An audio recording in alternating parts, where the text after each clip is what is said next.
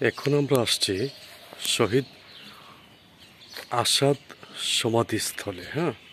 উনি এখানে চিরনিদ্রায় শায়িত আছেন। 69 গণ অভ্যুত্থানের মহানায়ক।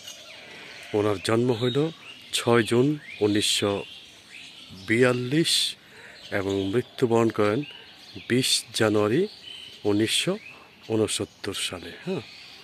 এই তার সমাধিস্থল আপনারা দেখতেছেন। এই আশেপাশের একটা বাড়ি ঘর আছে, এই একটা মসজিদ। মসজিদের পরে এই ব্যাক সাইড তুললাম। এই যে পিছন সাইড, এই একটা বাড়ি, এই একটা মসজিদ। এখানে ওনার আত্মীয় স্বজনের সমাধিস্থল আছেন। এই হলো শহীদ আসাদ সমাধিস্থল।